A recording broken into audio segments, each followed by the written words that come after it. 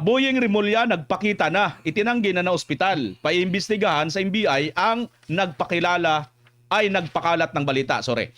Mariing itinanggi ni Ombudsman Jesus Crispin Rimulya ang mga kumakalat na balita na siya ay na ospital at iginiit na nasa maayos ang kanyang kalusugan. Ayon kay Rimulya, siya ay nasa mabuting kondisyon, regular na nag-ehersisyo at maaga umanong natutulog. Nilinaw niya ito kasunod ng mga ulat sa social media na nagsasabing siya ay isinugod sa ospital noong holidays. Sinabi ng ombudsman na ang mga post ay nagmula sa ilang social media pages ng inuugnay sa mga taga-suporta ng pamilyang Duterte. Nako.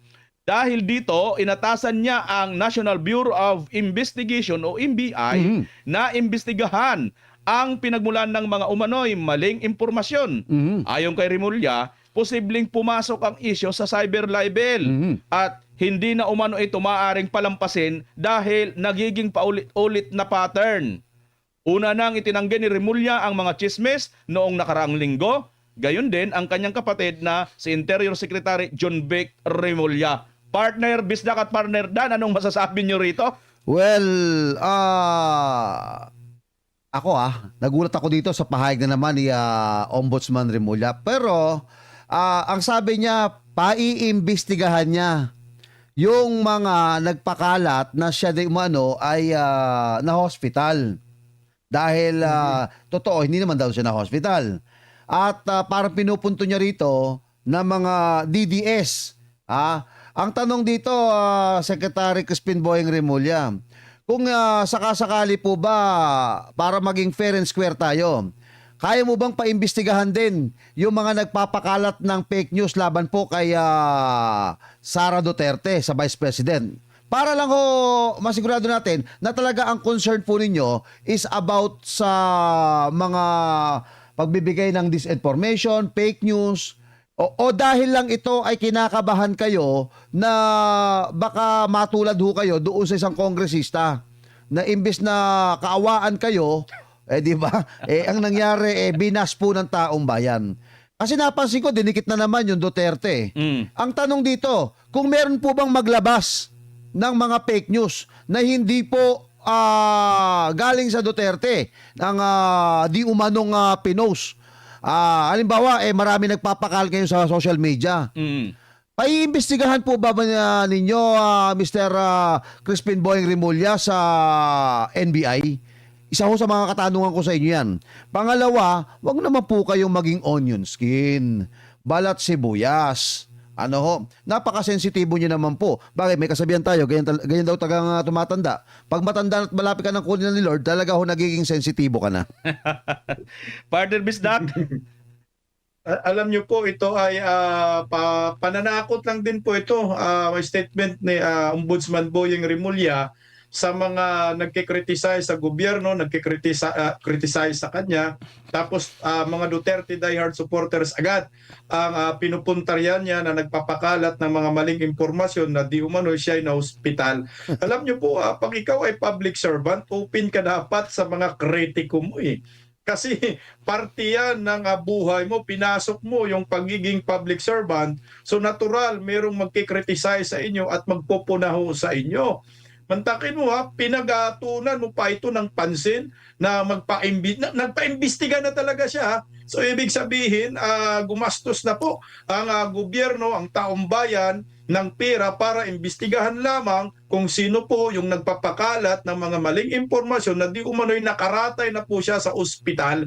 Mantakin mo imbis ang kanyang imbestigahan ay yung mga mastermind sa flood control, inuna pa niya yung sarili niya.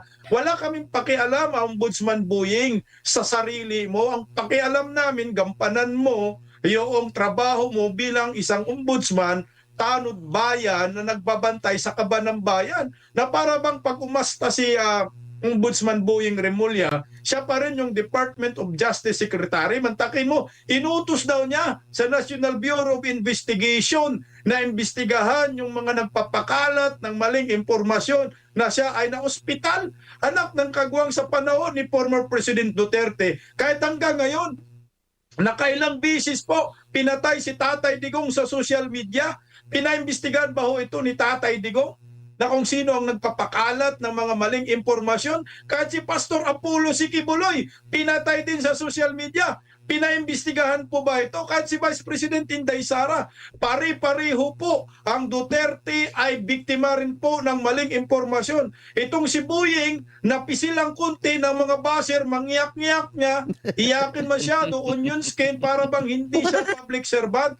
Puta, tanggapin nyo na lang ho na meron talagang anti at merong pro. May uuyon sa inyo, meron din pong hindi uuyon sa inyo kasi hindi lahat ng maraming Pilipino ay nagkagusto sa inyong pamumuno sa ating bansa. Natural, meron ding pabatiko sa iyo, lalo na itong si Boyeng Remulla. Mukha pa lang parang ano ba yan yung tao ba? Pag makita mo na yung mukha, mabubuisit ka na, parang bang binahin mo na agad eh. Hindi pa na parang binggahan mo na eh. Ito yung, mga Remulla, ito yung mga mukha nila. Natural, yan po yung damdamin namin. That's part of freedom of expression at freedom of speech. Pinupuna ka. Pero yung pagka-hospital mo, o tayo na, hindi ka naman pala na hospital, hindi ka naman pala nangingisay, okay na ho yun, goods na yun. At least nakita namin na ikaw ay buhay pa at hindi ka na biktima ng wish ni Cara David na sana mamatay ng mga kurakot pero wag lang magpakampante. Ombudsman Boyeng Remulla. Baka, malay natin, di ba? Yan, matalim yung dila ni Cara David. Baka ho, ikaw po talaga yung susunod kay Akop. Hayaan mo na, maglaro na lang kayo doon ng golf. Ayaw ko ba dito kay Ombudsman Remulla? Parang may hangover pa nga doon sa kanyang pagiging sekretary ng DOJ. Pero partner, dugtungan ko lang Sige, dugtungan mo, partner. dugtungan ko lang sinabi ni partner Bisdak. Alam nyo, ganito lang kasimple yan. Kasi hindi po ito yung kauna-unahang pagkakataon na nagkaroon po ng ganito sa inyo, Ombudsman Boyeng Remulla. Naalala nyo nung panahon po ng bantang na issue. Bigla po kayong nawala. Correct. 'Di ba? Tapos sinasabi ho na kayo daw po ay nagpabukas ang inyong puso. Ang tawag doon? Bypass operation. Tapos di umano meron kayong sakit sa dugo. Pero blackout po yung pong news noon.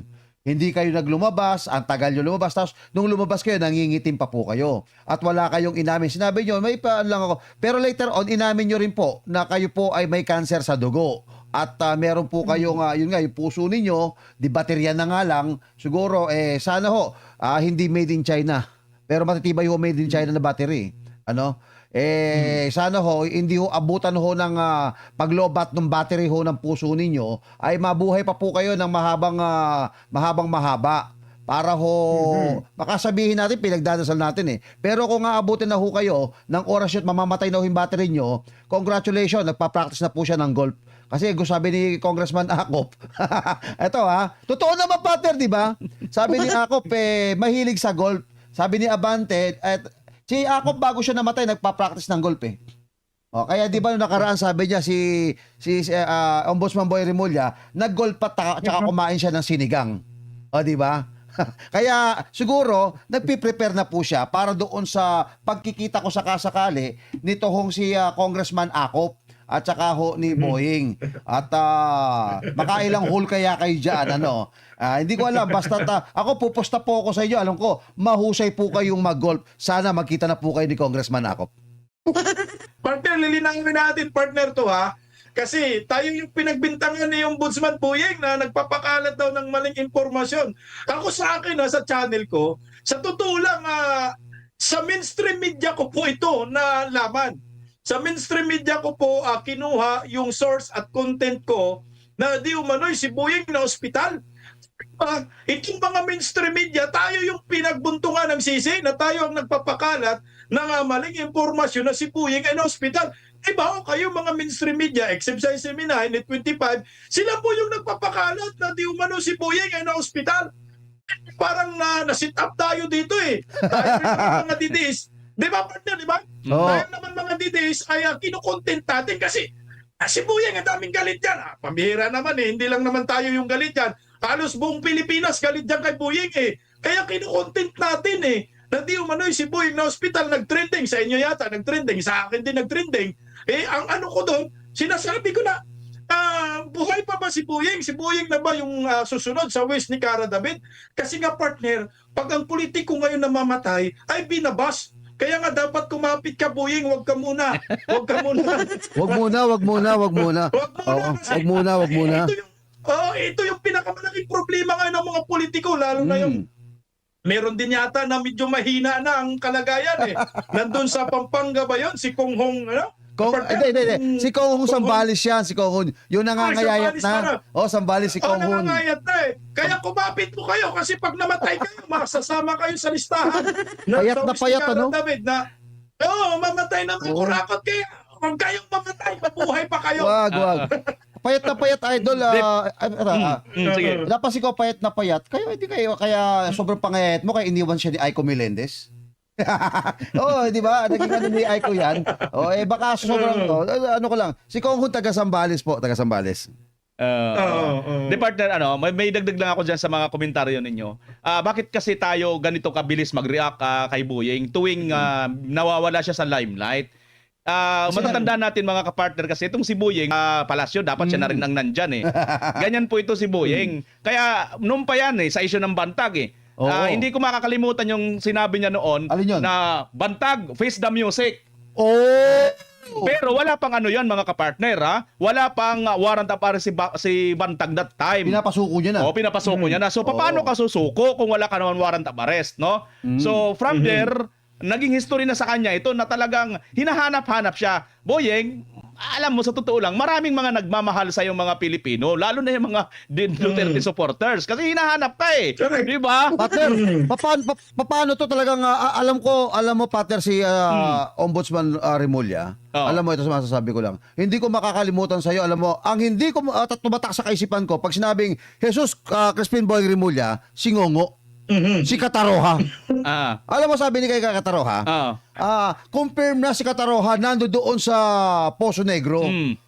Decapitated na. Kumbaga naaagnas na, wala nang Buto-buto. May partner, may buto. May buto pang nakuha. Kumpirmado na yan, di ba? So ngayon, inimbestigahan ngayon, pumunta doon sa Bucor. Ngayon, binuksan yung Poso Negro. Pater, nakakuha naman ng buto eh. Anong buto? Buto ng Chicken Joy. Di ba?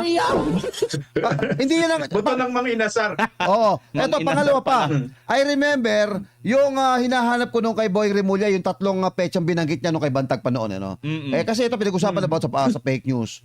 Yung September, basta tatlo yun eh. Pumunta si Percy Lapid sa Laguna, bla bla bla bla. Tatlo yun na ang tanong dito, paano mo nalaman ng mga kwentong ito? Yung pala hindi lang pala totoo.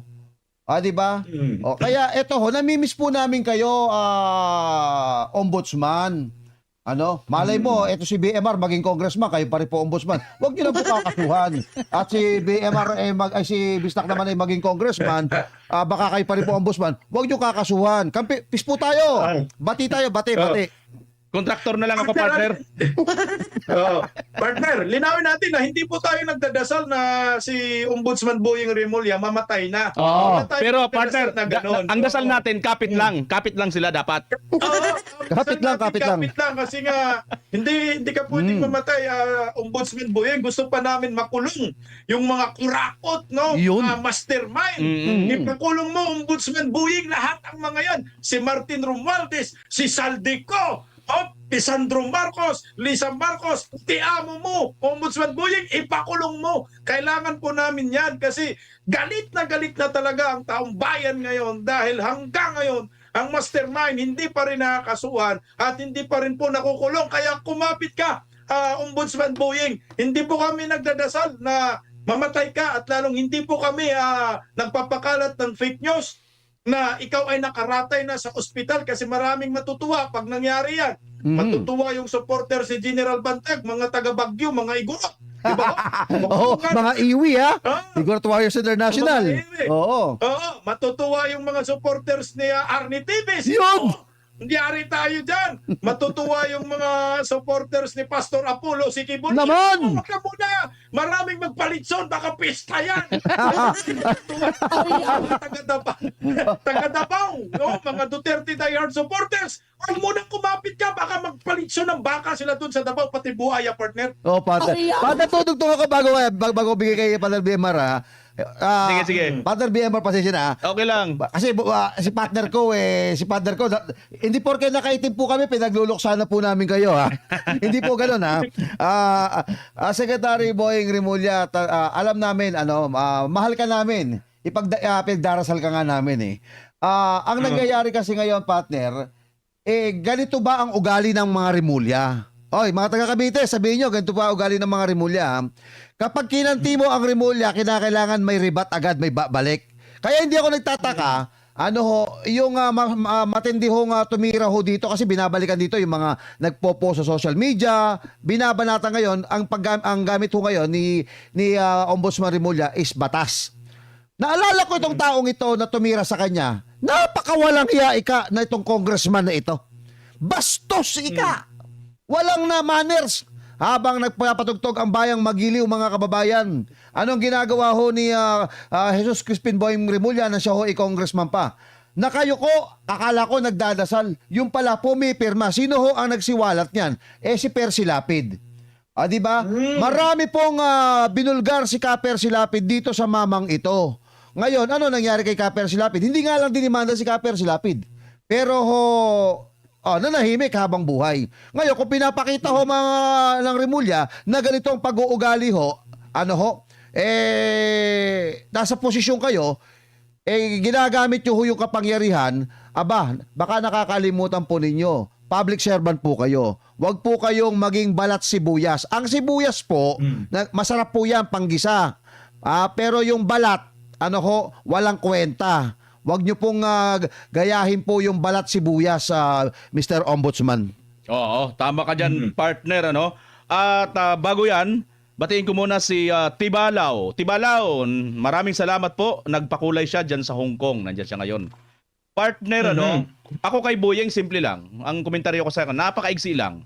Ayaw mo pala ng mayroon nagkikriticize, ayaw mo pala ng may mga nag-ano sa'yo ng ganito, hindi magtago ka na lang. Mag-resign ka. Yes. Yan lang naman kasimple. Mag-resign. Oo, para wala nang magsita sa'yo, mag-private, lumayo ka na.